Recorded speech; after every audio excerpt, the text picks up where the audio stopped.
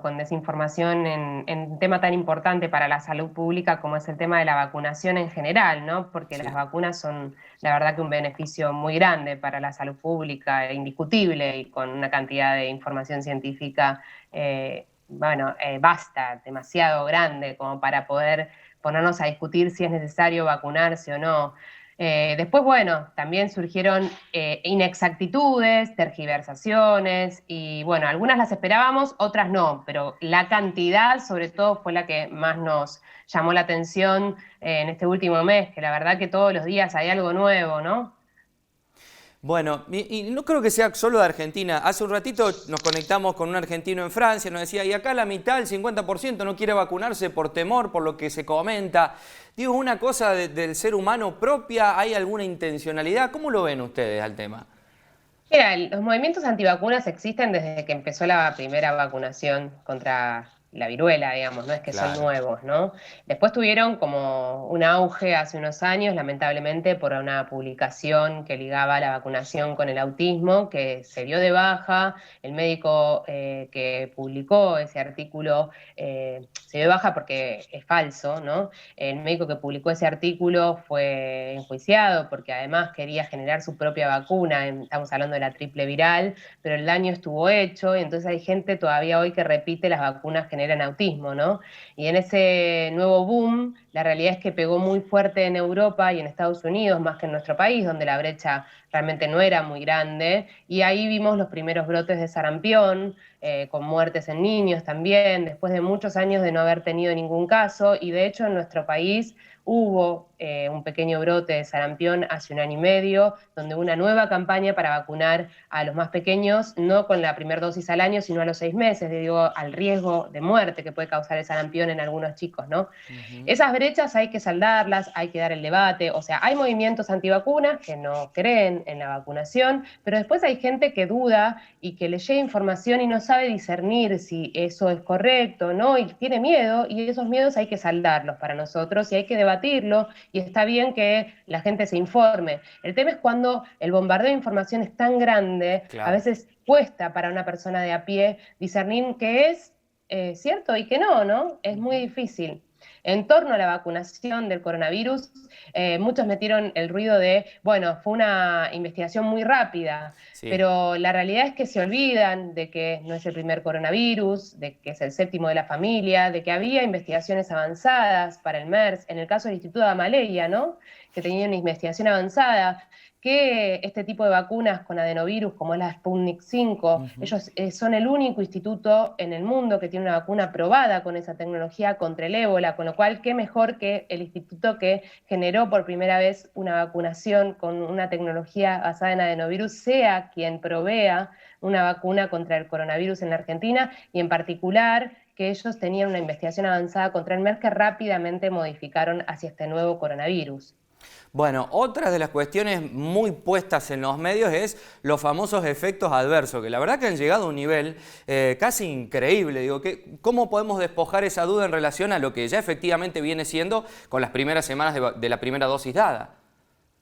Bueno, lo que hay que decir es que los efectos adversos existen en todas las medicaciones, son más bajos en las vacunaciones porque se aplican las vacunas son más seguras que un medicamento porque se aplican en población sana para prevenir, ¿no?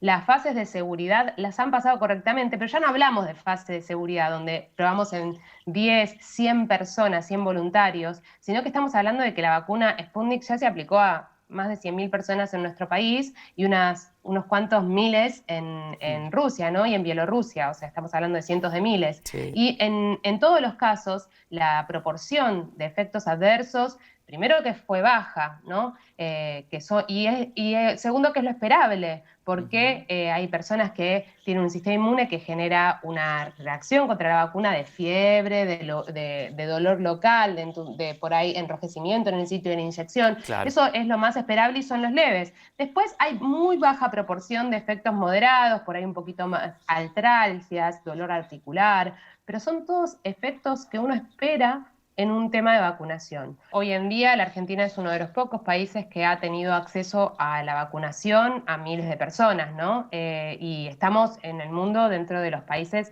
que más han vacunado, si querés, igual la proporción sigue siendo muy baja, Sí, eso obvio. puede cambiar minuto a minuto, ¿no? Ujú. Pero yo creo que la realidad es que el gobierno argentino se está haciendo negociaciones con todo tipo de biofarmacéutica, con los estados, ¿no? Como para que la población argentina cuente con el acceso a la vacunación contra el COVID más temprano que tarde, ¿no? Pasó lo mismo con los kits de diagnósticos, pero ahí pudimos producir kits diagnósticos nacionales y por suerte pudimos diagnosticar. Belén, rapidito, ¿cómo es el trabajo de una vacuna en el cuerpo, en la inmunología? ¿Qué genera? Se ha comentado mucho, y no, yo si me vacuno, yo me van a incorporar el virus, entonces yo lo voy a tener. Digo, eso se ha comentado también, ¿no? Sí, no, una vacuna no genera enfermedad, mimetiza lo que puede llegar a causar un patógeno como para que nuestro cuerpo lo reconozca.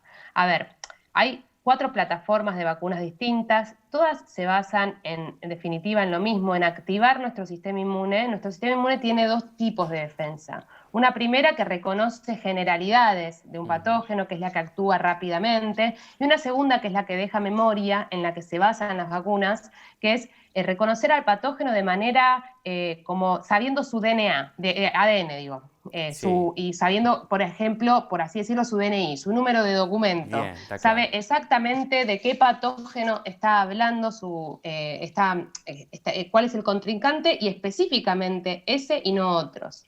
En ese caso, se desarrolla, una vez que reconoce algo de ese patógeno, se genera memoria y un ejército, o sea, se multiplica, las células que lo conocen se multiplican por miles y generan anticuerpos, y por otro lado, en el caso de virus, algo que es muy importante que llamamos inmunidad celular, es decir, células de nuestro cuerpo que reconocen células infectadas. O Bien, sea, no solo reconocen al patógeno cuando ingresa y está por fuera de nuestro organismo, sino cuando está dentro de células nuestras. bien. Eso, esa multiplicación deja un recuerdo en nuestro cuerpo que hace que cuando ingrese el patógeno real y no la vacuna, tengamos un ejército que lo esté esperando como para combatirlo y evite o la multiplicación y evite enfermarnos, ¿no? La multiplicación viral y evite la enfermedad. Belén, ¿se conoce el tiempo de inmunidad que le da a uno la vacuna o eso también está en estudio? No, eso tampoco lo conocemos. La Claro. realidad es que sabemos que la inmunidad natural del coronavirus dura poco. Dura 6 meses a un año la inmunidad. En general, los coronavirus del resfrío se sabe que dura más o menos un año, con lo cual estamos viendo que los anticuerpos descienden con la inmunidad natural, o sea, con el virus habiéndolos contagiado naturalmente. Ujú. Con las vacunas, por el momento, con todos los ensayos, los anticuerpos siguen perdurando. Una vacuna puede dar el mismo resultado que el patógeno natural, como lo mínimo, digamos, o puede ser mucho mejor la inmunidad que genere. Bien. Porque convengamos que un patógeno tiene la capacidad de escapar del sistema inmune, de esconderse, y hay partes que no le muestra, es como que nosotros le llamamos escape, ¿no? Como que escapa al sistema inmune. En cambio, la vacuna no se esconde y por lo tanto muestra todo lo que uno quiere que vea de ese patógeno o de esa formulación vacunal, y por ahí la inmunidad que se genera es mejor. Lo que hay que decir es que no todo el mundo se puede vacunar con cualquier vacuna.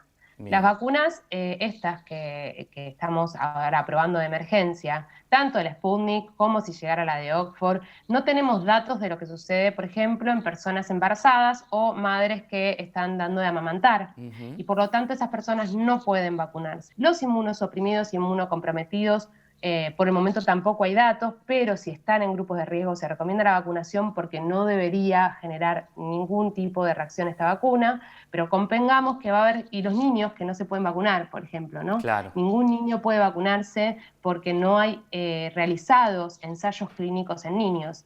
Y en ese sentido, cuando uno se vacuna, una persona sana se vacuna, o una persona mayor, o una persona con comorbilidades para el coronavirus se vacuna, está protegiendo a las personas que no pueden vacunarse, ¿no? Ahí está. Entonces, por eso decimos que la vacunación es un acto solidario, Ujú. altruista, y es una obligación para con la sociedad, más allá de que sea optativa esta vacuna. Es clarísimo, súper importante ese mensaje final. Belén, muchas gracias. La última que te hago, uno siempre recuerda de pequeño en la primaria haber aprendido el método científico. Digo, ¿cuán crítico es caerle a la ciencia cuán crítico, no solamente hablando de coronavirus y vacunación, ¿no? Sino comenzar a descreer con desinformación que lo científico es subjetivo. Digo, ¿cuán importante es preservar a la ciencia de todo eso? Y bueno, convengamos que nosotros tenemos múltiples instancias en las que nos evaluamos mutuamente a nivel internacional, o sea, tenemos un método no solo para la investigación que estamos llevando adelante, sino cuando uno publica, es evaluado por pares que no tienen que ver con la investigación de uno. Hay muchos, o sea, porque mucha gente, por ejemplo, pide la publicación ya. Bueno, una publicación científica, en general demora meses, ahora están siendo más rápidos porque hay más gente evaluando en paralelo, porque Claro. uno ve meticulosamente esos datos. En ese sentido, y además se sigue para cualquier medicamento, cualquier vacunación, se sigue un protocolo que se ha debatido a nivel internacional, y por eso dudar de lo que son los protocolos de salud, del ANMAT, de cómo es que se regulan todas las medicaciones, porque al dudar del Sí. ANMAT y dudar de la ciencia se duda de todas las medicaciones y de toda la regulación de alimentos, es muy grave, ¿no? Y puede llegar a generar un daño enorme a nivel población. Para nosotros como científicos, la verdad que dar estos debates, charlar, bueno, tratar de comunicar y democratizar la ciencia me parece necesario, Sí. porque a veces el saber científico parece muy lejano, y la verdad es que hay que acercarlo para que se entienda la importancia, para que se comprenda por qué es necesario y por qué tenemos que confiar en nuestros entes regulatorios donde nuestros científicos nos están cuidando, ¿no?